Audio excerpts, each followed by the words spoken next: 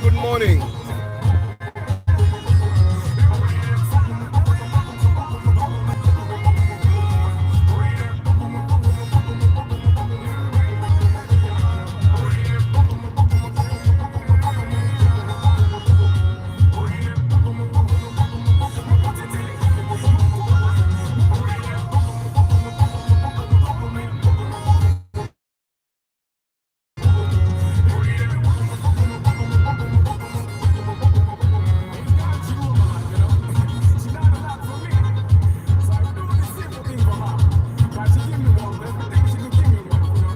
Question Friday, guys. How are you?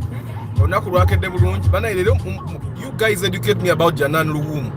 He's a guy in Puridamu. And I know he has a public holiday. Bwembaga ogabaga amanti nyina kye mumanyi kumbamba lindi okujja ko nti mmanyi bagamba amini yamutta. So the guys that know about Janan Luwum, teach me about him and teach others about that guy. Tumuyige, because you see that like today is his public holiday. I'm sure there are members of his family that are working today. Actually, sometimes I want to try and figure out the essence of a public holiday in a country that is mostly poor. I find that most big businesses let people go because it's improper to not recognize a public holiday. Yeah. So tell me about Janan Luwum, guys. Good morning. Question Friday. Who is Janan Luwum, and why should we be celebrating him?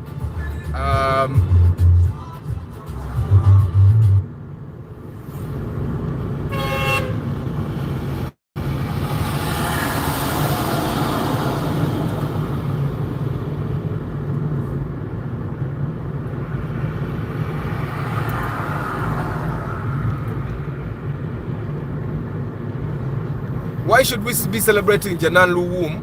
Banaga kasajja karawumba de bakayi. Twalisanye tuyige moroka. Aliwo ebitundu byotayisizaamu bannange.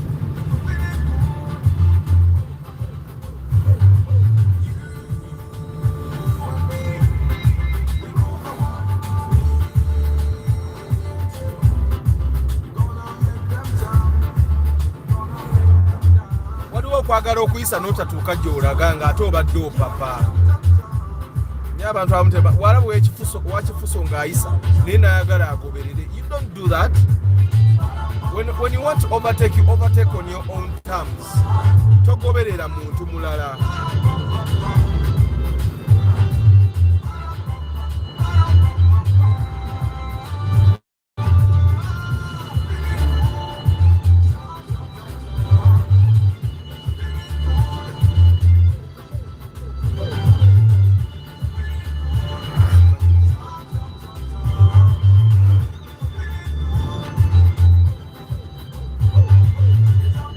Road travel life flow.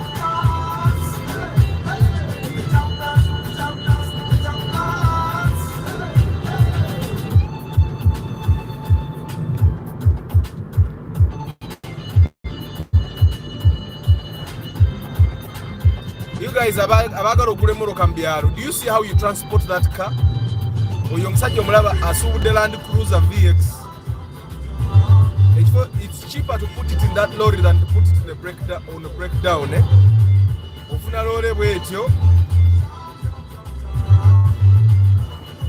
notikamu Land Cruiser yo. It's cheaper. Breakdown we yali kujiddeko emitwalo nga 5 oba nkaaga, oyo muwaayo 25. Ng'emmotoka ye etuuka Kampala. Lwakuba yayinza oba tagituusa wennyini mmotoka weeraga. Abako wagisuula bw'omukwata obulungi asobola okugikutuusiza.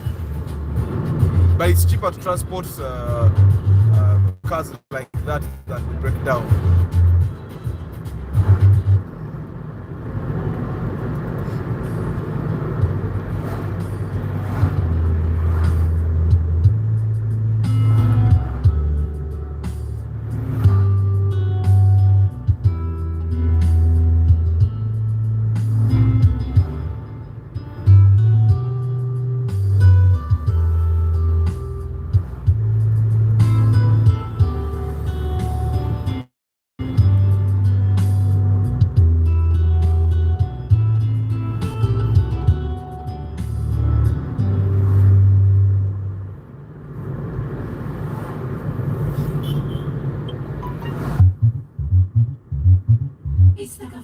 Temwerabira, tomorrow is the cafe kusawa pili kupali Magic Local.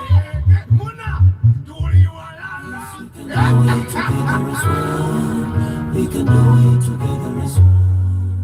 Nidebo Ganoria tukora hamwe boxinje bobwe ememon kwetwaza bueno tukwata nse. We can do it together as one. And Joshua, he was a good priest. What did he do to be a freedom fighter, guys? I really want to learn, because when you think about it,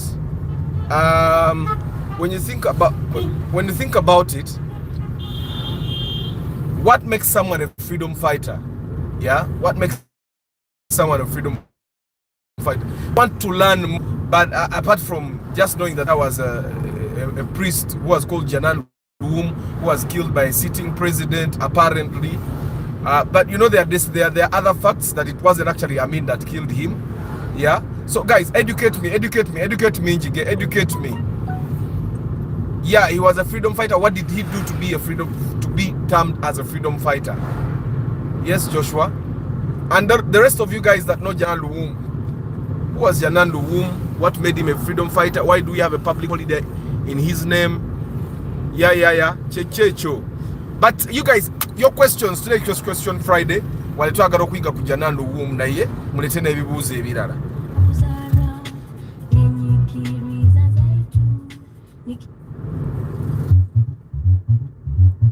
It's the cafe. Always somewhere.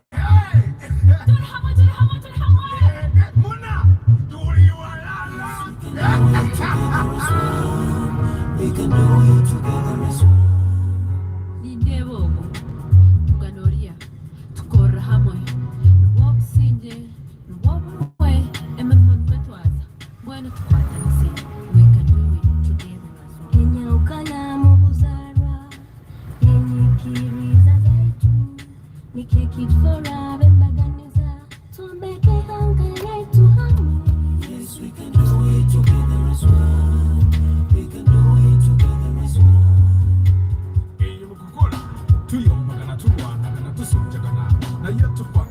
Good morning, people. I can't read names, but good morning, all of you guys.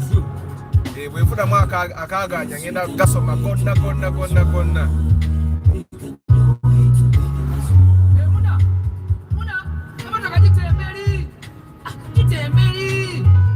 Temoira bila kulaba the cafe tomorrow in the evening at 8 p.m. Pal Magic Logo.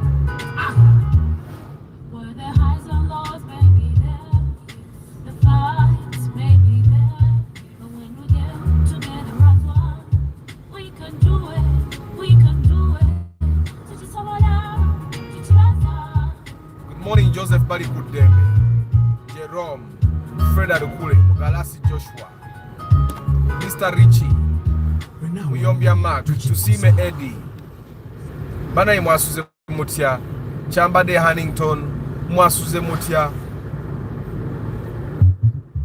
Prosi Bravo, Bridget Kakai, Wabuyi Nelson, Old Sema, Travel Line Vlog, Balvis, Mixer Emma Cafero, our Martha Omwati, Herbert Cosmas Agaba. Good morning, all of you. Namwabali Mukamori, good morning. I want to learn more about Janan Luwum. I tell my guy, I am sure many of you guys here don't know who Janan Luwum is. You just hear that he was a priest or a reverend.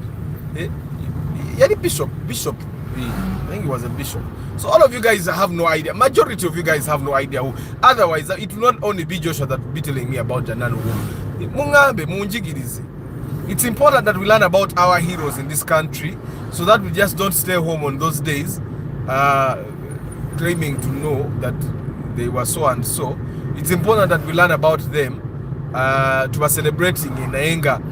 You know, one thing I realized that when I was in Europe, they know everything about their countries. They know the history. About the slight, very tiny things about my country. I could not sustain a conversation of 1 minute talking about those particular things. They could sustain a conversation about Amin more than I could. I only knew that Amin ate people. You get what I was shown in the movies and only the interesting bits. So I find that it's important that we also learn about our history, so that every one of us can sustain a conversation about the heroes or the enemies of this country. Like literally, if they could ask you what was, like, Bobby Wine right now is a formidable figure in the country. They ask you what is Bobby Wine's birthday, you don't know. If they asked you to sustain about a conversation about Bobby Wine, apart from knowing that he's a musician, has hits, has been singing songs that talk about the struggles of people in the ghetto, that he was a member of parliament, that he was a presidential candidate. What else can you tell us about Bobby Wine? You get, okay, they ask you about President Museveni. And okay, when did President Museveni come into power? How did he come? Can you sustain a 2-minute conversation about the president who has been president for more than 40 years? You get none. See? So if you can't sustain, me personally, I will tell you that I don't need to. Random pick any Ugandan, take them to the Uganda Museum, tell them to tell you about Motesa's car or the car that Amin used to drive. Tell them to just send you 30 seconds only telling you about the history of those cars. No Ugandan can sustain a 1 minute conversation about the subjects that are important to us. This is how you move out of the way for the ambulance. So Chiraba, you let the ambulance go. It doesn't matter. It's under the law. You're obligated to let the ambulance pass. So the ambulance, because under the law you're obligated to leave. So guys, educate me about Janan Luwum. He disobeyed. Why are you saying Mbu? Gamba, they say he disobeyed Amin and was killed, but was against Amin's brutal regime and was planning to use the church to organize Amin overthrow. Okay, thank you very much. Clark Rhyme, good morning. Lucky Mose, good morning. Moses Sheath, good morning. Chris Fitness, but Chris Fitness also manye. Chanjanani tochi manye kuruno. JK, where are you? Abantu wanaona imanya abasomi nye vitabu. Mwena tamanyi bintu bya Janani Luwum. Ora travel life log agambye mbu tayagala ku confirminga. Tayagala abyogedde ngo olugambo mbu. Educate me about Janan Luwum, guys. Yes, we can do it together as one. We can do it together as one. Hey, mukukola tuyombagana mulabe wa taxi byavuga. Babadde bamukubye ebyuma. Achagali awamuge gano. So we can do it. We can do it. Yes, we can do it together as one. We can do it together as one. Hey, Muna, kama takajitembeli. Jitembeli. Bana, Tulimukatale. Where the highs and lows may be there, the fights may be there. Together as one, we can do it. We can do it. This is our life.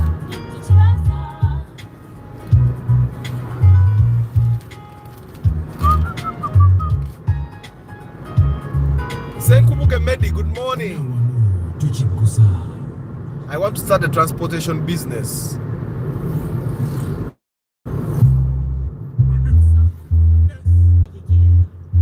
Our first question of the day has come.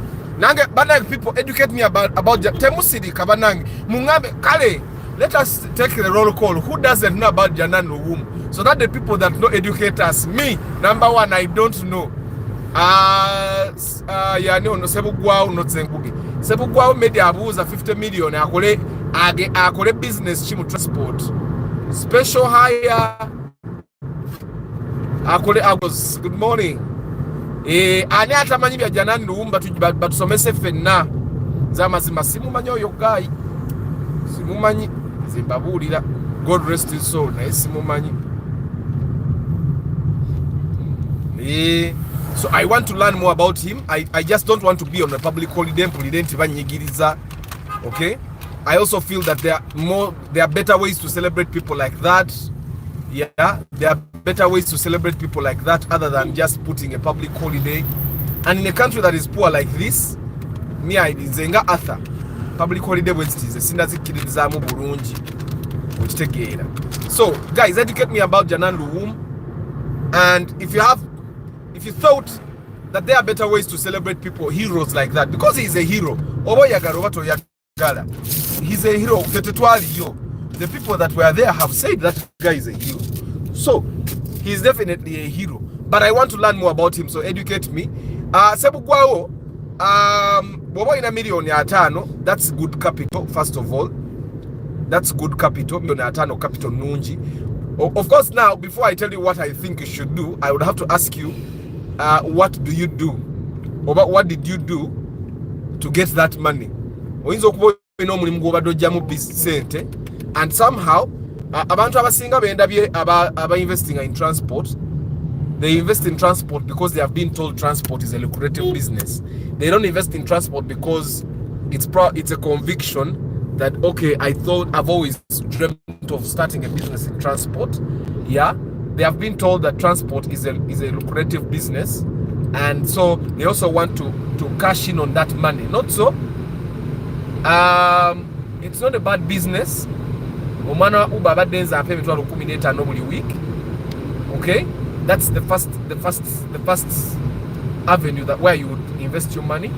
About it or not is something I'm going to calculate and do a video about very soon, whether it's worth it investing money, especially if you're buying a new car and putting it in Uber. Right now, looking at what I'm seeing, I don't think it's worth it kukwata milioni 25 ogule motoka empya ogiteeke mu Uber. Nzenga Arthur. Okay, nzenga Arthur. And by the way, ono omukyala yabadde agenda okugula Luwum, alabika yeekubye because I did not hear back from her yesterday. I called her once, and when she didn't answer, I let it go. I called her to see if she was going to go pay for the car, and she did not answer, so I went on because these days I have rehearsals every afternoon, so I thought this is good for me. So kirabika yeekubye, and it's very good nti yaddamu ne yeerowooza, because I can tell you this, what I have in my head right now, it doesn't make sense. Okujjako ng'emmoroka already obadde nayo nga toyagala bwagazi gitunda. Right now, nzenga Arthur, another person will come and tell you something else. Nze mbala nnyo, omuntu omulala ayinza oba tabala nnyo nga ye abala kasente kaafuna. I don't think it's worth it for someone to get money as investing mu agule motoka agiteke mu Uber. Now, I'm going to do a full video on that very soon. Probably I may record that tomorrow and upload it sometime the weeks that are coming. But I'm going to do pure math for you. Now, then you're going to ask me, Arthur, if it's not worth it, why do you still have your car in Uber? Well, omuntu gwe nawe moroka yango givuga mufaako. It's a start of life for him. Ye yatandika obulamu, which is good for me. That's my contribution to him. But I also find that emoroka eyange eyo njagala esigalewo ebeerewo. There is no reason why I sell it. Ekirala, omuntu oyo bwemba njagadde akola emirimu ejange agikola. For example, if I have people that like are paying for a car, nga nze sobola munona nkuba bukubi simu mvuko ene muga gendo none omuntu bwati ne bwati omutwale mu kifubo ekine bwekiti asasule mu motoka ye. Nange mwennyini when I'm busy, he picks my family n'agitwala ewaka. Okitegeera. Of course I pay him for that. And when I need him to do other work for me, my car is readily available to do that work for me. So personally, ne bwebera special muganda wange yani Medi, I don't think it's worth it to invest in either Uber or special. I don't think it's worth it. Because moroka ogenda gigula sente nyingi, buli muntu agenda okuvugira moroka yo for special agenda kwagala omu moroka nga namunga mpya. Moroka namunga mpya agenda tandikira mu $16,000. I'm telling you for a fact. Etanywa, okay? Because try to funye visitor nga tusobola gigula million nga 9-10 ng'erina ekola buli kimu, because omuvubuka yagiguze yagimpereza mu bifaananyi nga buli kimu kikola emipiira mipya essa akola buli nga terina kyakukola, naye omuvubuka agenda ovugira omukyalo ono Uber yagigoba. Okay, yagigoba n'agaana ogigula nti ejja munywa. So it's either omukyala yeekubye oba omuvubuka wa Uber ye yafunye emmoroka ye gy'ayagala okuvuga ne bagula eyo. So either way, it's both good. But I would be happy if she didn't buy the car for Uber. Lwaki? Because business yabadde ayingira abadde tagimanyi. I know she wants to get passive income, and passive income is definitely good, but I'm telling you out of experience, because navuga ko Uber, okay? Navuga ko Uber, nenjivaamu nga tekola, kati emmoroka eyange eri mu Uber, and I'm telling you, yes, that passive income ejja CMB, but I find that a person that has 10 million and more, and they have a skill, and they have things they could do with that money, you'd better be doing the things that you know better. I know there is a rush of also being part of the people that are getting passive income, and the motivational speakers are keeping telling you guys get passive income and all, but man, no. Zenga Arthur, it doesn't have to be the opinion of everyone else. Zenga Arthur, ine moroka right now mu Uber, I'm telling you. I'll do the math. I'm going to do a video on that. and I'll upload it for you guys to kind of understand. I also did a video on lorries. And then people were asking, business there are people in the world that don't know how to do anything else. Kate omuntu bwakadiwa naweze emyaka nga 5, omuntu bwakadiwa naweze emyaka nga 5 atuuka n'aba nga takyalina kirala kyasobola kukola. That's why you find that omuntu atuuka nga mwavu nakkiriza obwavu bwe because aba takyalina kyamaanyi kyazza. I don't know if I make sense when I say that. Okitegeera. So omuzeeyi oyo, the interview is there. Omuzeeyi oyo kusigala nga akola avuga lole. It's what he has been doing for all his life. Ero jamusanga nga he doesn't have the best life. He has not really educated his kids. Okitegeera. Nenga talina kyakukola because that's the only thing he knows how to do. Kasita kimugulira emmere. Okitegeera. And literally he was telling me nti omuntu yenna nga alina sente nga ayagala kugula lole at least agulemu ekizimbe. Okitegeera. Omuntu watukira okugamba ebizimbe bibagamba nti biza sente in 10 years. Gwegulamu ekizimbe okusinga okugula lole. Ate nga avuga lole nga yali badde akwencourage nga gigula ogirete ngi managing nga bwe mwalabo wa taxi bwe yagamba osobola ogigula n'ogireta ne ngikumanagingirira. Naye ng'ono yeta kwencourage nze gireta gikumanagingirira akugamba togigula nga te bw'otagigula talina kyafunamu bw'otagigula. I don't know if you get what I'm saying. So anyway, kati nze nange mbagamba sente mu Uber oba special tezigendayo. Nechigege, I have someone that is testing that business first hand. Nze nagula Kigege naye endagaano gye twawa driver nze nagiwandiika yali nkakali bulungi. Okitegeera Kigege yaffe teyina kye yafudde from the time we bought it. Tenna kyamukako, tenna tuula mupiira, teyina kye yabadde, and we bought that Kigege at 25 million. Kakati Medi I think kitegeeza gwe okugula Kigege ennungi ekitone nnyo, amazima ekitone nnyo. I can't guarantee that you'll get it. There are million abiri mutano buli Kigege. Kitegeeza millions atano bogenda kugula Kigege 2. But still ne business ya Kigege gye nkugamba. Now I'm telling you this because at least the business ya Kigege erete emitwalo baba ku emitwalo mwenda times 5 days times 6 days mwenda times 6 mwenda times 6 ziba emitwalo 5 owulira. So why am I saying that Kigege is better? Yes, Kigege ina expenses nyingi kokusinga eza moroke ya Uber entono, but I can tell you this nti emitwalo 5 if I invest 30 million in Kigege nga it gives me 540,000 every week, and I invest 20 million in an Uber which is giving me 200,000 because ababana bwagamba nti ajja ku emitwalo 25 abakulimba ekinene nnyo bajja ku emitwalo 2 ate nga nago tegajja kuba regular emitwalo 2. Who is in business? Owe emitwalo 5 yali mu business kubanga emoroka gyoguze million 3 era bw'onootuuka ogitunda ojja gitunda million 2 nga mu 5 ekitono naye ng'ebadde kuwa emitwalo 5 emoroka bwe kuwa emitwalo 5 eyo Kigege eyo gy'olaba emoroka gye twagula twagigula wano by the way kweno stage twagisanga etikka ne muntu mugamba atikka atwaleyo n'atikka n'atwalayo ffe ne tusasula emmoroka yaffe. So anyway emmoroka eyo bw'eba kuwa emitwalo 5 kitegeeza ekuwa ekitone nyakakadde per month. Emmoroka ya Uber ikuwa million 2 per month. Emmoroka ya Uber egenda kuwa emitwalo 8 per month. Owulira Kigege eyo giraba bw'eba ekola Kigege gye njogerako yekola town service si ya up country. Eza up country esasula more than that, I think about 150. Now Kigege yekuwa a million 2 per month. Okay, kati ono omwami gwe twagula naye Kigege ye emmoroka ye erimu management. So awa manager w'emmoroka eyo omuntu amanagingira ba drive emitwalo 9 kitegeeza ye ku mitwalo 5 kuvako emitwalo 9 ne kigende wa manager olw'omukaga luba lwa manager. So kitegeeza yetaziweza aba afuna emitwalo 45 per week. Okitegeera but sire besinga Uber. Now sente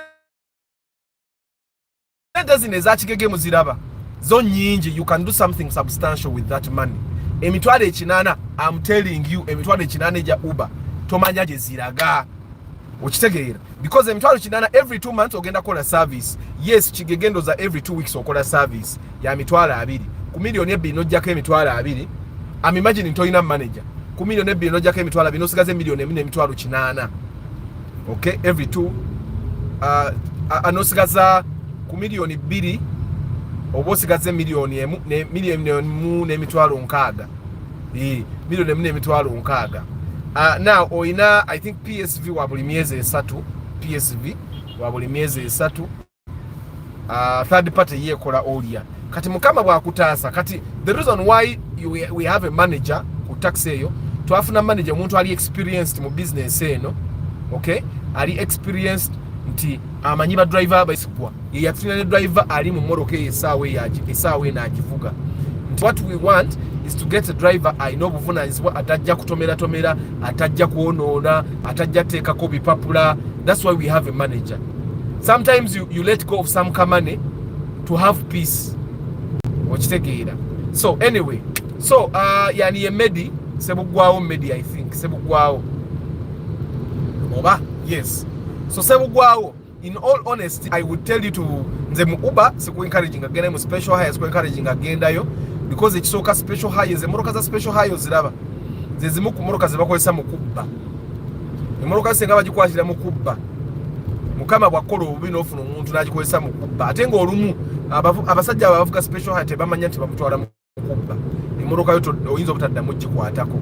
Ekyokubiri emoroka ezo olumu zikozesebwa mu kidnappings ekitali nnyo mu Kigege. So emoroka ya special ekanga etayina nnyo risk naye omwana wa special ina risk nene because aba special kati sawe eno special ye Uber because Uber special hire guys cannot compete with Uber guys. Abana ba Uber banji bayine emoroka mpyo kusinga aba special and all. So this is for me I would advise so kukwate akasente part of that 50 million ozitekeko mu Kigege kula Kigege mwenda nazisigaze osokogeze say you don't put all your feet in the river at once. That's what I would advise. Senga ofuna driver nga mwesigwa nabanga sente zo katugezo ofune milioni 1.4 per month. In 10 months emoroka jiwagule milioni 3 mu myezi 10 ejja kube kuwade milioni 14 mutubaneti giriye myezi 2 ogifiirwa giddayi mu maintaininga moroka milioni 14 bwobe moroka wagigula nga ekuddiza half your money in a year bwebanga esigadde ekyali namu in the second year nekuwa sente zo zonna nezigwayo ngate naye ekyaliwo okitegeera oba tokoze bubi because ideally businesses normally break even in 5 years kati go break even in 2 years ngate ne monoka ekyaliwo but still labo okibalabalamu era oba tunagiri akoma goba. I don't know if you get what I'm saying, but there are businesses that you would do with 20 million no breaking even in like 5 months. Otegeera, there are businesses where you break even in 5 months. Kigege you're going to break even in 2 years. Kebere moroka ya Uber you'll break even in 2 years. Kebere kandabe bajaji eno bajaji eyo bagigule milioni 5 esaawa eno si bajaji any other boda other than bajaji manyo baziri mukaaga but boda bagigule milioni bagigule milioni 5 milioni 5 bajaji ene ku emitwalo mukaaga per week. But I think buli week obo ino okuyiwa oil sicho katubale emitwalo 5 per week. Kati you can imagine omwana go wadde moroka ya milioni 14 akwa emitwalo 2 omwana wa bajaji go wadde bajaji empya milioni 5 akwa emitwalo 5. Okitegeera in a way the Uber model doesn't make sense to me. I get 5 million nenzisa mu picha empya ne bampa emitwalo 5 gwe nenkwate milioni katugeza 22 nenzikuwate nompa emitwalo 2. It doesn't make sense. Okitegeera the business doesn't make sense. It doesn't make sense. Ontegeera kyenkugamba kati mwabagala okuteka business in transport ndoza mutandise okugatta lwaki atharowoze moroka mu Uber tekola sense.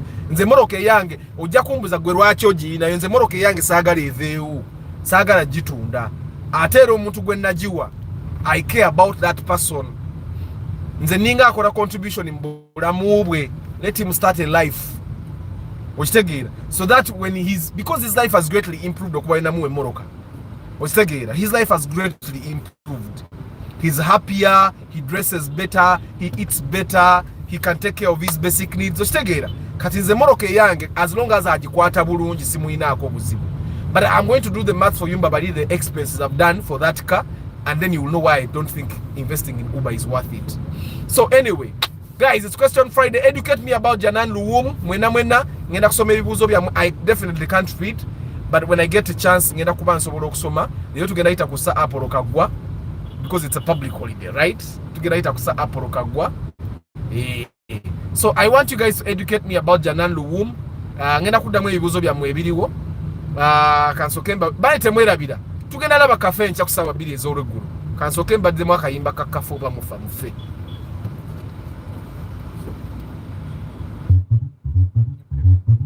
It's the cafe. Oh, it's somewhere. Hey! Do the hammer. Muna! Do you We can do it together as one.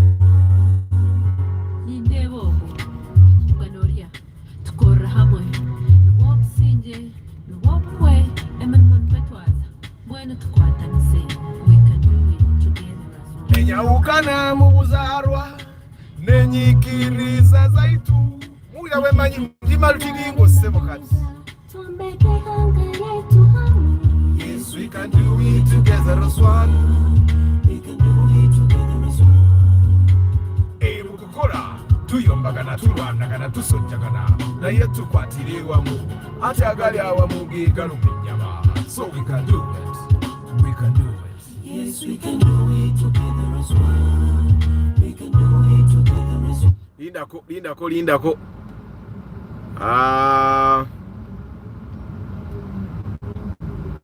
Good morning, Augustine Blues. Dika Gaetano, how are you, my brother? To me, we should have one Heroes Day in the country where we can celebrate every personality who looks to be a hero. By the way, you guys, I think the same. Now, the saga Justin Zembenga and then so kuchogera. Why do we have Heroes Day and then we have another public holiday for Janan Luwum? And guys, by the way, for starters, I want us to understand, once you decide to be a freedom fighter, don't be a freedom fighter to be celebrated the way we celebrate Janan Luwum. Do it because wechikole ng'osazeewo nti ojja kukikola nga ggwe nga Arthur bwe yasalawo nti ngenda kukola ebintu by'emmotoka, ngenda kwogera ku mmotoka, I will do a live broadcast every morning. Tochikola bantu bakurewarding because they may not reward you. It's like yesterday I was talking to my cousin. Nemugamba omanyi otandise okufuna mukulu sente. This is the time that maybe otandika okulaba abawala ababonaabona ng'ate olaba balungi oyinza okwagala to be a hero. Don't be a hero. Oyo omuwala tagenda kukusiima gwe bw'ono oyagala obeere hero. Funa omukazi ategeera, tofuna mukazi because omukazi ajja kujja akukkiriza because essaawa eyo gwalina waasobola okubeera nga talina we yeebaka ajja atandika okusula ewuwo. Okay, it's important that you don't try to be a hero. Bana abakyala, they are loyal to their feelings. Lwalekera okubeera okufiiringa lwagenda okutambula akuviire okitegeera oba lwanaava mu mbeera eyo gwe gye wali omutaasaamu agenda kutambula aveewo. So it's important bw'oba osazeewo okubeera na mukyala, funa omukyala ng'olaba naawe akwagala oba nga by'oyagala byonna akola ki. Teweefuula hero. Don't be a hero hoping that the people you're serving will appreciate you. Don't do anything to be appreciated. Do things that you. Nze mama abali akimanyi nze sikola nze ewaka bwe mba saagala kukola kintu mba saagala sikyo. Olumu kimuyombya naye nze nga Arthur nze I decided for myself, if I don't want to do something I will not do it, because if I do it because I don't want to do it, I will expect you to appreciate me, and I don't want you to appreciate me. I want to do things because I want to do them. I don't know if I make sense, guys. So Augustine Blues Chagamba, it's totally true. We should have one Heroes Day to celebrate all these guys. Okitegeera nange kyendowooza ate bino birowoozo byange bannange nganze ng'omuntu. I'm not against anyone, but I think also as a country, we are still too poor to have so many public holidays. Like if you look on the road, no one is putting on a Janan Luwum shirt. No one has put a flag out there to celebrate him. And I can challenge you. We can stop on the way. It's a public holiday. So I find that if we are going to celebrate a hero, maybe Kali, the government should put in effort to educate the people about Janan Luwum. Now forget about these things over TV. How many people, when was the last time you watched TV? The TV nange ndabako cafe. Okitegeera okujja ko ne program endala zenda bazenjagala okulaba bazikola batya sobola okulongoosa cafe. Okitegeera, but I hide kati mulabe every day mtuke wange sawa kumpi 2 literally every day mvayo sawa 10. When will I watch TV? Literally every day mbera nkola mirimu jange. Okitegeera, kati gwe tosobola kungamba you're going to tell me about Janan Luwum over the TV. Okitegeera, we should have probably a website dedicated to Janan Luwum, because yes, we have decided he's a hero. He's worth putting work on a standhill for a full day. Temuja kore encha, because it's a, why don't you have a website dedicated to Janan Luwum?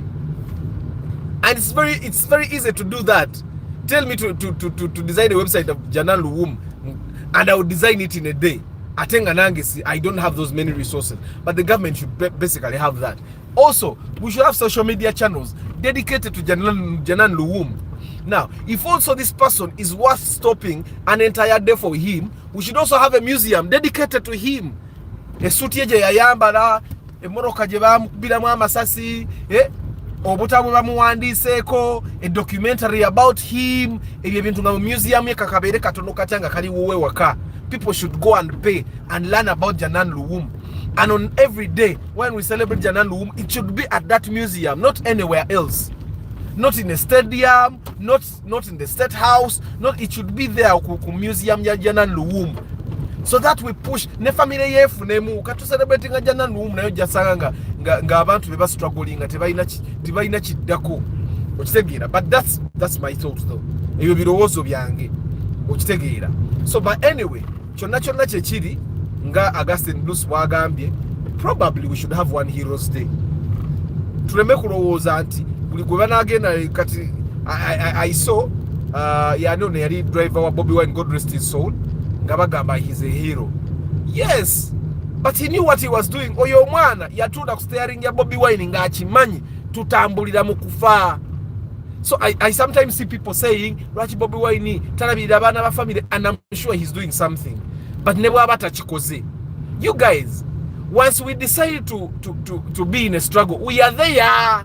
Togenda mu struggle engo subira nti ngenda genda mu struggle bajja kubaako kibankolera. Okitegeera, ebintu byokola bikole gwenga gwe. That's why nze kizibu kunsanga nga nekalakasa abani bwange buto.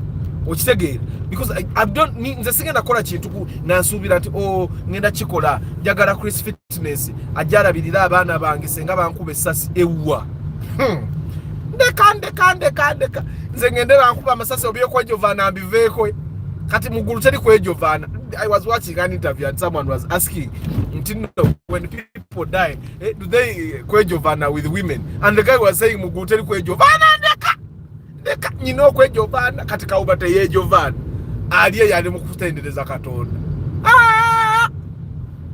Ngeri genda bokwejovaana je kuli important. So it's important that we understand that yes, the sitting president might create a day out of create a full day out of you to celebrate you, but will the general public remember you? Will they even know about you? Ekyo kintu kikulu nnyo gwe okumanya. Joshua, Mr. Jangu otugambe Janan Benedicto Bugabe. Benedicto mamuyina amanya agayina okumanya history. Osharing ne Benedicto Chiwanuka. Kati Benedicto, you should know every history in this country because you have a name that you were named after someone big. Not saying that we get Liberation Day, other personality days, or else they can still construct a road, schools, universities, a name in recognition of it. I thank you, Augustine Bruce. Yes, Baba Kwale mwe byamaanyi okusinga okuteka emirimu on the standstill. Ashraf Kabanda, good morning. Paul Sema, please talk about Nuwa Valvematic model and how much it does it go for? Nuwe tandikira million asatu mutana awo bwe watyo. Waliyo nezaana depending on the trim you want. Okitegeera. Depending on the trim you want. Ziri nyira no ddala. Ne kati genda ziri nya because jukira kati tebakyakiriza 2008 kuyingira kati tuli mu 2000 I think or 2010. Katuyingiza 2010. So kati eyinza oba ya bei mu okusinga 33 depending on where you buy. Moya guy. Muna, kama takajitembeli. Jitembeli. Bwana, tulikuchiona. Tulimukatale. Were there highs and lows, maybe there. The fights, maybe there. But when we get together as one, we can do it. We can do it. Tuchisabala, tuchibasa.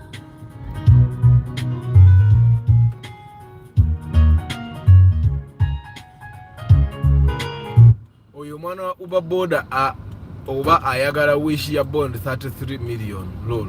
Why did he refuse to take the visitor? Nze Chris Fitness nze mulindo wozo omwana wa Uber ayagala kubba mukyala. Naye omanyi bw'osanga abantu nga balina prior relationship yaabwe togiyingira munnyo obaleka ne bakola because oba obasanga bo weebali okitegeera. But in a way omuntu waba convincing because the story doesn't add up. Omwana bwe yali agamba omukyala ku bya Uber yagamba omukyala nti ye agenda gaba emmotoka eyiye omwana omulala agivuge. Yavuga eyo omukyala era bwe twali tetunasisinkana muvubuka ono twalina makanika ne tumugamba but that doesn't add up because makanika wange naye yali avuze ku Uber nange navuga ku Uber ne tumugamba but something doesn't add up with that story. Era bwe twatuuka omuvubuka ono nga mugamba omukyala ono agule mmoloka nga business bwe neegaana asobola okugivuga ko ye nedda business tukimanya eyinza okugaana. How do you tell me that? Gwangamba nze nkwata obusente bwange bonna mbuteeke mu mmoloka nti business eyinza okugaana okitegeera. Nangamba ne katugule mmoloka nga business bwegaana tusobola ogitunda ate si tukolera osinga yakakadde. Owulira bye mbagamba nti omuntu olwedde akuguza emmoloka nga ye already ya planninze dda nti bw'onooba otunda ojja fiirwayo akakadde naye bwe binaagaana ati situtunda okitegeera. Then ekirala awo yennyini nyini omuvubuka ne yeekuba essasi mu kigere n'agamba emmoloka eno omwana gwe tugenda okugiwa. Nejjukira bwe yali akonvinsinga omukyalo okugula emmoloka ya Uber yamugamba ye mwennyini yagenda ovuga emmotoka ye nti nze ngenda kugaba eyange nze nvuga eyiyo. So this lady intends to buy the car nga yeemanyi omuntu gw'amanyi yagenda ovuga emmotoka ye kumbe n'oli naye ayagala gigabira muntu mulala yalyeko enjawulo. Ekyokubiri yamupromisinga muwa mitwalo 18 buli wiiki. Kitegeeza ki? Either yagenda kusaba emitwalo 25 oba 2 alyeko zaalidde ezisigadde azimuwe, which means this guy is literally a manager. The relationship is not clear. Buli bwe munaabeeranga ne business relationship nga teri clear mugenda funa ebizibu okitegeera. For example relationship y'omwami eyagula kigege ne manager wa taxi oli amuwa driver eri clear. Buli lwa mukaaga driver centers wanze. Okay? Buli lwa mukaaga driver centers wanze. Monday to Friday centers wani aziwagwe. The relationship is clear. Toyina lunaku lwogenda kuva eri onyiigire muntu yenna. Era ne manager wa taxi naye akimanyi nti omulimu ogwange wakufuba kulaba nga nfuna driver omwesigwa okitegeera asasule ate avuge bulungi. Ne driver relationship ye eri clear nti emmoloka eno bwengivuga era twamugamba bw'ogitomeza gwasasula totusumbuwa okitegeera. It's all very clear. Nenanyini mmoloka akimanyi emisolo yonna yagisasula yakanika emmoloka yagula emipiira. Driver akimanyi bulungi ne bw'aba alina makanika nga mulungi ate atatwalayo mmotoka yaffe. Emmotoka yaffe erina makanika okitegeera. And as we speak olunaku lwaleero emmoloka ewezeza wiiki ku kkubo terina kye yafudde okitegeera. Terina kye yakoze eki terina kye yafudde. Ate okumanya ng'omusajja oli bambi emmoloka agimanya ate era agifaako.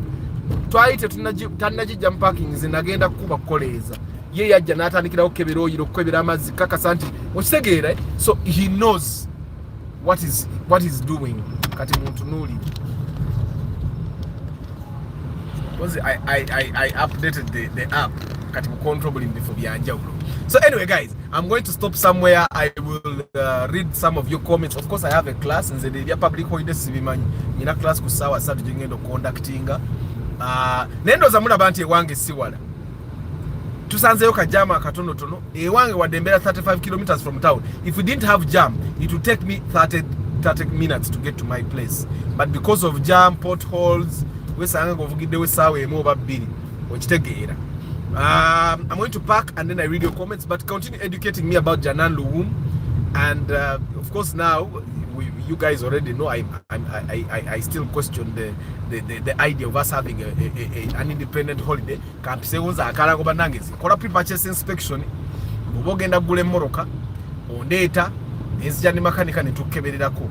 But me, you don't just pay me for inspection, you also pay me for guidance, because sijja kulabango okole ensobi nkule ko gikole.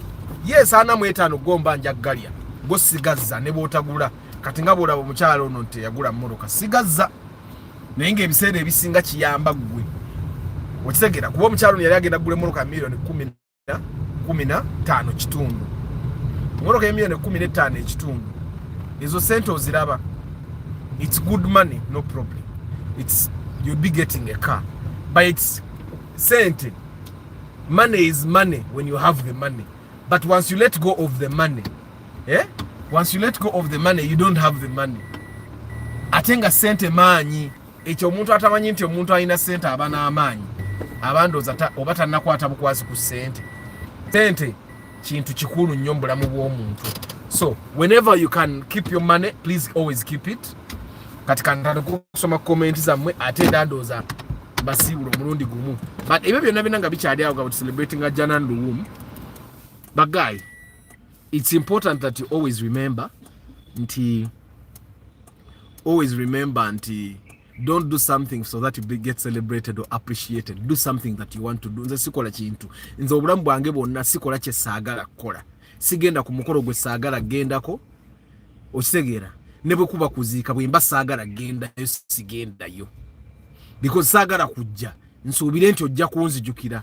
Bw'otanzijukira it's okay. Nze nkola ebintu nga bwento bwe mbikola. If you don't remember me, it's okay.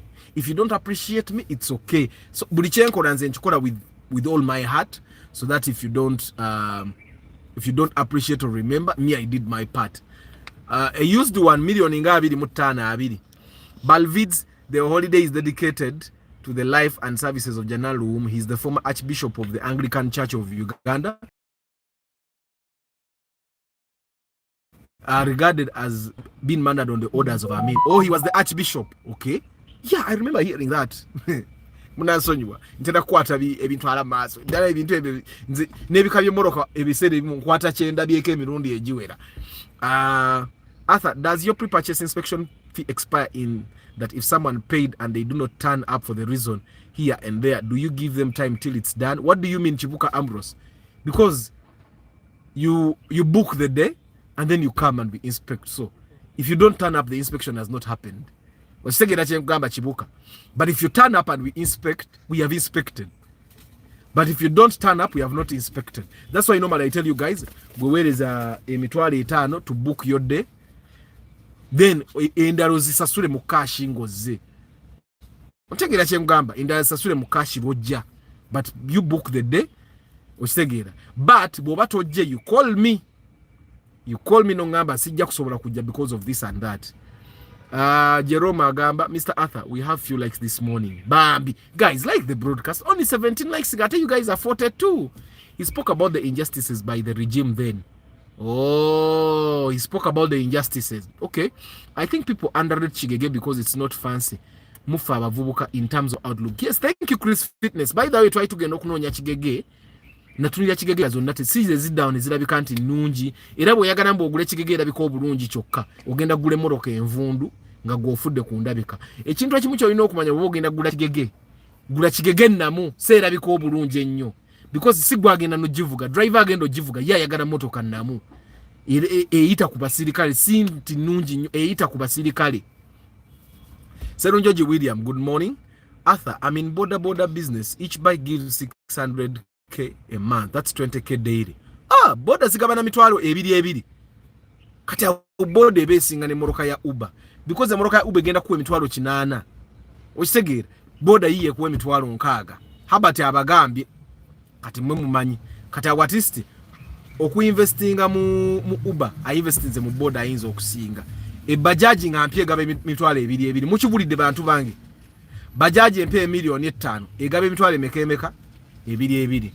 Thanks Arthur for your information. Amina Medi tonguzaayo bajaji Habart nyizo salawo nguleyo kibajaji nayenze kala tisi mbasigera tandikira mu mpya omwana ansooka mu wankadde bwe mwa bajaji enkadde nampo mutwalo gwange nenkakasa nti oyo musasuzi nenkakasa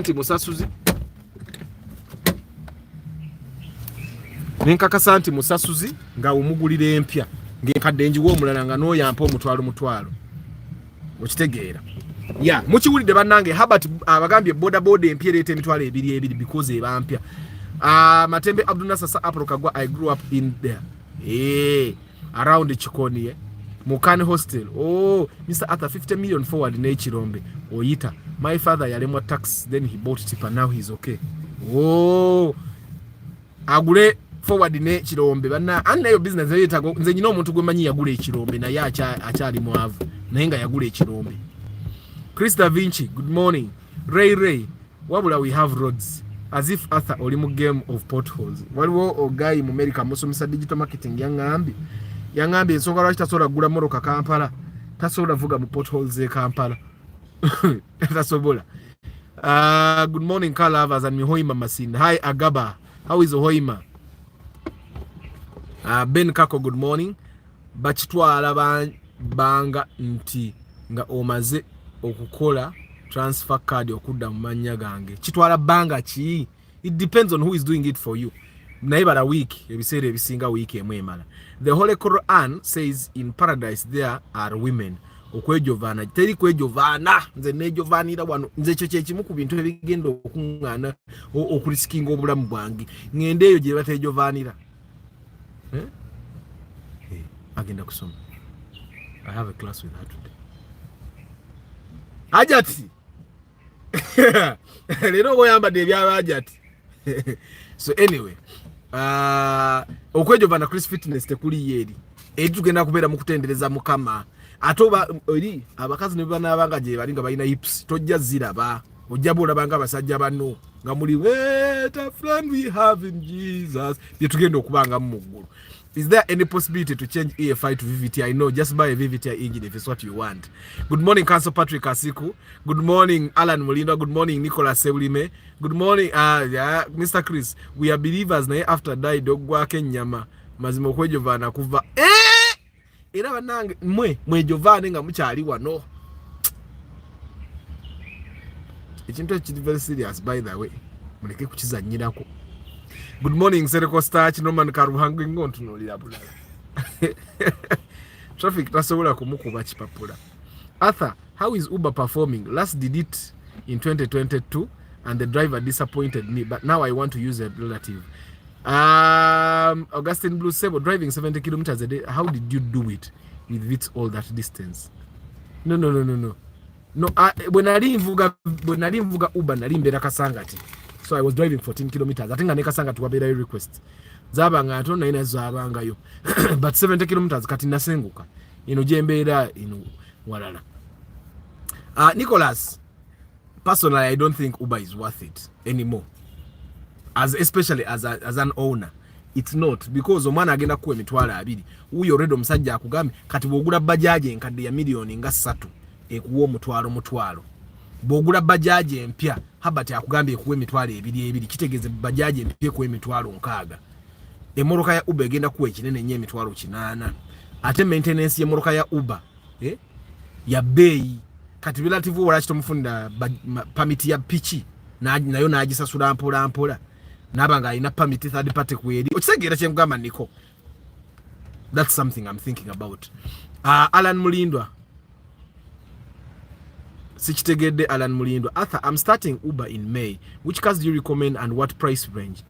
Thank you for the session. And Agaba Francis, I genda mu bondi. Bobago genda kwevugira Uber, genda mu bondi ogule moroka. You can buy Vitz, you can buy Paso Sete, you can buy Ractis, you can buy Sienta, you can buy first choino kumanya. Keep 1500cc and below. You can buy Fielder. Of course kat now Fielder ya bay. Naye kati moroka zenkubalidde. Zemoroka ezitajja kusuka milioni 3. okitegera bw'ogenda gyevugira bw'ogenda giwa mwana gireke gula bajaji. I'm telling you this by the way and I'm serious. Kasire Mariam Joy single do rafu enywe etya single do enywa ya sisi 12 enywanga double do. Good morning football tribe. Oh no,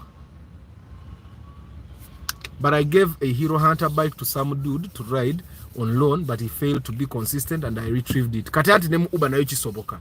Kati relative gogenda okwemoroka ye million 10 lwaki tomwa bajaje ye 5. Ontegera kye nkugamba. Era single door rafu ekoze ku 5 million. Bobo gifuni gisasule.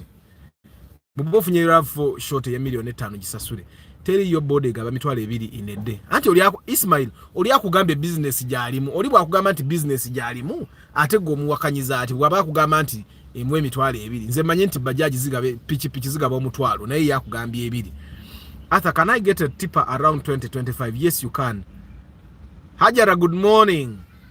Ben Kako, good morning. 15 million. Tosobola toina wojija Ben Kako 15 million paso sete. Toina wojija. Toina kupapa so sete singa za jambupia wano toina wojija. Kupapa so sete ye yadda mu kifo kya Spacio new model. Abasinga abazina their family people family people balwawo ku upgrading emmotoka.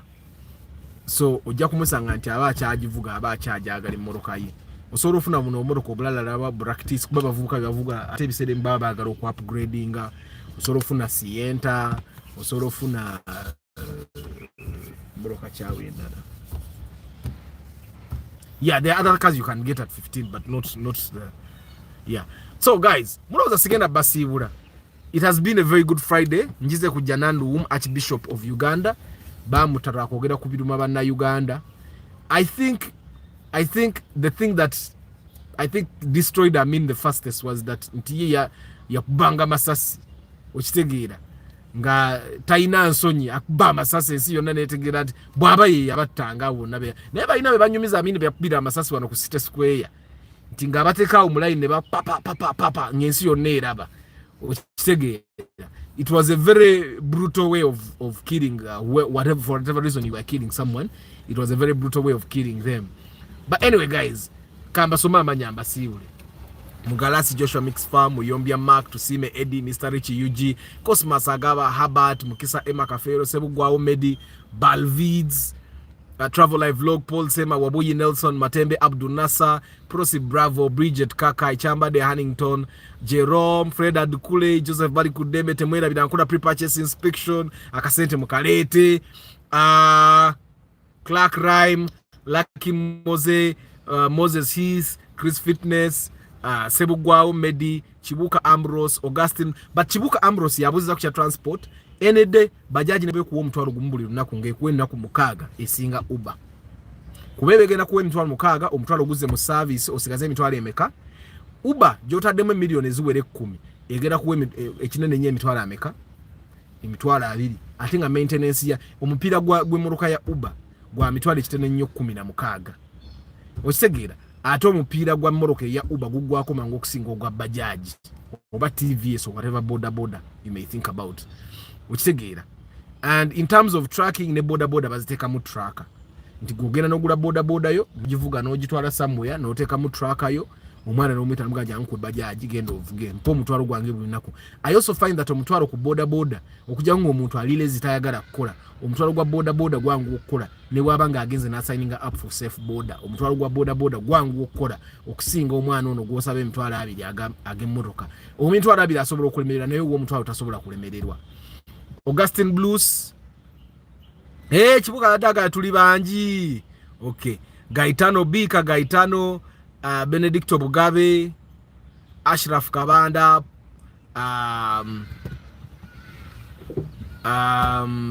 Jerome nakubuziza ko Rwanga Richard, Serunjoji William, Habart,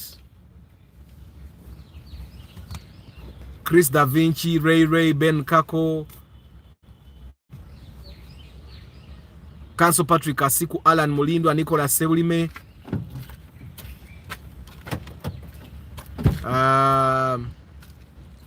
Agaba Francis M, bana imwe bali kubera ku broadcast namwe abali mukamoli, even you guys that are watching this video later on in the day, later on in the week, later on in the year, mwe bali nyo. It doesn't matter when you watch this video. I don't take you for granted. Thank you for always being part of the For the Love of Cars community. Kasiri Mariam Joy, Ismail Mutachala, Hajara, Norman Karuhanga. Yes. Arthur, I was once in Bajaj business. Abana tebasasula. Are you sure, Joseph? Anti bw'oba ofunye omuntu gwe weesiga ng'asobola okusasula. Bw'oba nange omwana avuga emmotoka yange fo Uber nange ansasula bulungi. But the math, bw'oba ofunye omwana akusasula bulungi mu boda esinga Uber. Nze I bought a Bajaj at 3.6 and it gives me 13k 6 days a week. Huyo Abdul Nasa akugambye ayina Bajaj yagigula $3,600 emwagumu 3 buli lunaku for 6 days. It's now 9 months, no excuses. I get my money. So I think buli business kastofu no muntu nga asasula sente zo zijja. However, nze kyembaliramu mbala maaso no maaso wa mmoroka ya Uber takola tata making a sense. Butandika okumanya okulaba expenses. Kati nze omwana wange navuga emmoroka yange emyaka 2 nga S tafangako. Emmoroka S eriko leakage. Okitegeera. So I have to repair the AC because the customer be bavuga baagala AC. Nze nagivuga emyaka emeka nga AC tajja ko leakage. But I'm sure lwaki AC yajja ko leakage because tamukozesa. Chukata claiming anti ba customer be baagala AC. Kati nyino kanika AC.